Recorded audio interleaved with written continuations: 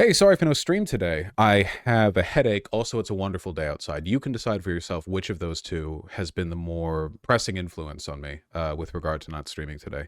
This is a re-recording, actually. I just recorded and then deleted a long rambling video where I talked about, it was so rambling that I'm not even entirely sure what I talked about in retrospect. I get a lot of comments in my live streams these days. Oftentimes when people talk to me like throughout a segment or during a live stream, I don't expect constructiveness all the time. It's a live stream chat, right? But usually when people pose questions, like if you have a statement or a question that's constructive, people offer them. And if there's nothing constructive to be said, people ask me annoying rhetorical questions, right?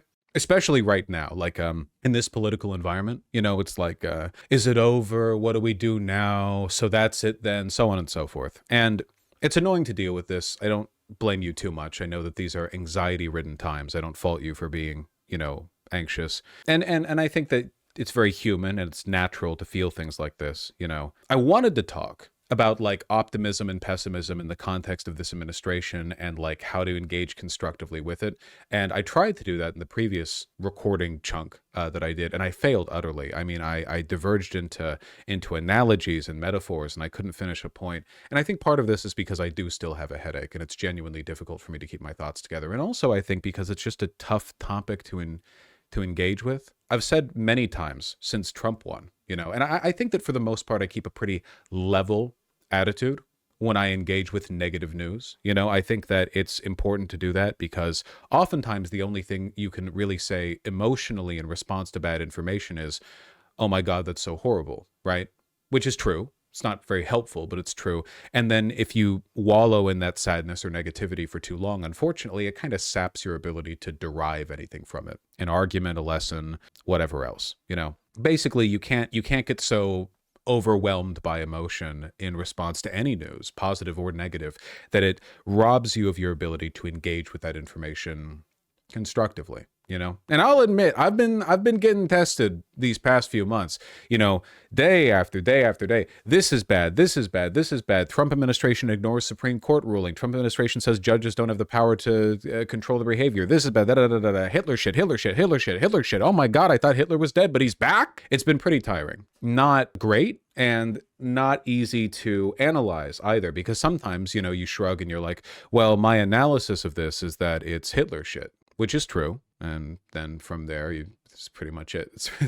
That's the statement, I just want to talk about constructiveness here. I think that it's really difficult when you're faced with the severity and speed with which things are getting worse to remember that things aren't permanent, We're talking about broader forces here, not one person or one life, but a nation, hundreds of millions of people. You look at the pace of things worsening right now, it's easy to assume, well, it's going to be like this forever. And I don't think that's true.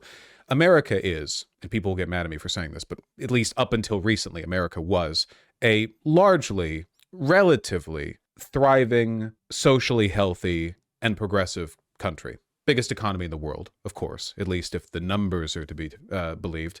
And, socially healthy, obviously, the jury's out now on that one. But if you compare it to a lot of other countries globally, I guess the point here is that you can't turn us into Russia or North Korea overnight without things breaking. And when things break, they will break in ways that even the smartest, most evil, most competent rulers could not meaningfully fix, And the people who are breaking it are not the smartest, most competent people. They might be the most evil, but they're not smart or competent, not nearly enough.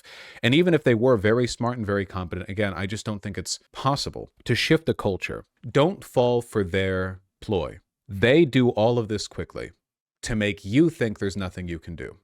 And you know what? Right now, there might not be much you can do. If the Trump administration is deporting people without due process, investigating and potentially arresting political enemies, which they've threatened to do multiple times, taking their opposition off the network, they want to they defund PBS, they want to take the 60 Minutes down, they want to take ABC down, whatever. The tariffs breaking the economy, pulling away from our allies abroad, allying with Russia, et cetera, ignoring the Supreme Court. Is there much you can do right now in this moment? I don't know. I mean, I think there's always value in being loud, right? Because I think that a large number of people in this country are shockingly unaware of how bad things have gotten. And even a lot of Republican voters don't really know what's going on. Don't get me wrong, I don't think you're going to break them out of the cult. Have you tried arguing with a Trump supporter lately? It's pretty much impossible. They are out of this world. They are not here, you know. They are not in this reality. It's a cult. You know, it's a cult. But a lot of people, the political apathy in this country has been very deeply ingrained, deliberately so. And I think that like breaking through that in the form of being continuous and loud, making resistance part of your life rather than just like an individual project. And by resistance, by the way, I sometimes I mean literally just like talking about this in your personal groups, right? Like your social spaces, making being oppositional like part of your day-to-day practice. If you watch my stream, to an extent, that's probably true. I doubt you're watching like a socialist's, you know, YouTube content, and then you go in your day-to-day life and you're just dead silent about politics. It's possible, but unlikely. I think it's important to stay loud because it does cut a little bit through the apathy. And what's more, I think it positions us well to be able to take advantage of mistakes the administration is going to make in the future. Like I said, the smartest people in the world could not help but break things while moving us from A to B. If B is Russia, Eritrea, North Korea, Saudi Arabia, whatever, Hungary, but look at those countries. Russia's hardly stable and well put together. Viktor Orban in Hungary is facing like mass public opposition and is desperately trying to hold on to his power by pushing for like bans on gay people in the constitution or whatever. As for Eritrea and North Korea, I think that, you know, we're a little while out from being main to those. Saudi Arabia, we're too Islamophobic. I don't know. Basically, the point that I'm trying to make is that like there's no way they can pull this process off without causing immense earth-shattering disruptions in the fabric of this country that they will not be able to respond to cleanly. They can impose martial law. They can do whatever they want. All of these are signs of instability, you know? When you hear about martial law being imposed in another country, like, I don't know, Ukraine during Euromaidan or whatever, like something like that, you know, is your thought there like, wow, the administration must be in total control? Oh, they implemented martial law. They're doing like big crackdowns in opposition. Oh, okay, things must be going like swimmingly over there for the powers that be, you know? The administration, the executive branch must be like in complete control, which is why, of course, they need to implement martial law, the famously stabilizing force. No. These should be understood as parts of what they are, a destabilizing process, and a destabilizing process that they don't want or benefit from. I'm sure the Trump administration would love it if they could just snap their fingers and everyone was compliant immediately, but obviously that's not possible, largely at the moment, at least because of the judiciary, right? They're being handed lawsuit after lawsuit after lawsuit after injunction after ruling and so on and so forth, and they can ignore them all they want, but pressure does mount. There are consequences. Don't buy into the ploy by believing that this is permanent, that this rate of change will continue, or that the lack of consequences are real. There are consequences, right?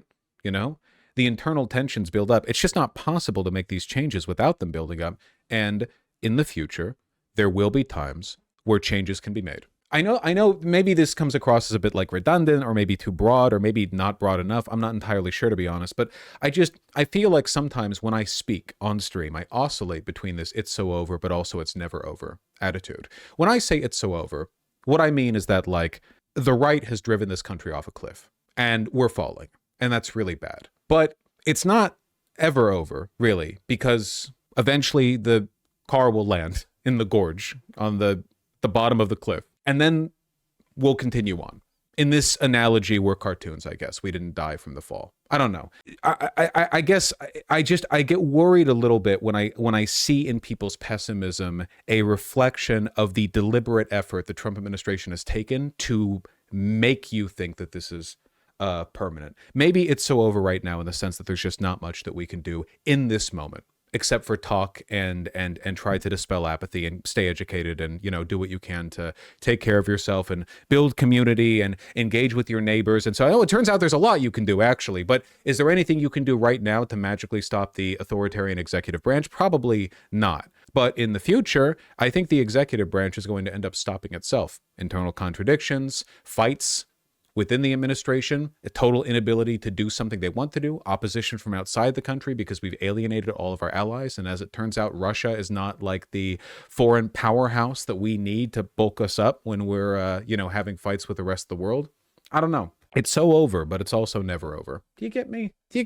I don't know. I just get a lot of negativity in the streams, not just from the news, but from people in the chat. And it makes me worry that the psyop is like partially successful with regard to like making people feel like we're dealing with a permanent political recession rather than what we're actually dealing with right now, which is like things breaking like very, very quickly. I guess the closing statement that I want to make is stop asking me dumb rhetorical questions in chat like it's so over. Is it so over? Please let me know. Hey, what do you think? What do you think? Do you think it's over? It's just like, I don't know. No, nothing ever ends, actually, Nothing ever ends. There's hundreds of millions of people in this country whose overriding political instinct seems to be like, I want cheap treats from China, I want cheap meals at Applebee's, and I want to watch the movies. And we just do not have a social base for permanent, sustainable, stable fascism. I don't even know if such a thing is possible. Certainly in history, we've never seen, I mean, I guess in a long enough time scale, nothing's permanent, right? So stability is kind of a relative term, but fascism isn't really known for it. And these are not the best conditions for it to emerge in. So yeah, I don't know. Take care of yourself, okay? Go drink some dang water.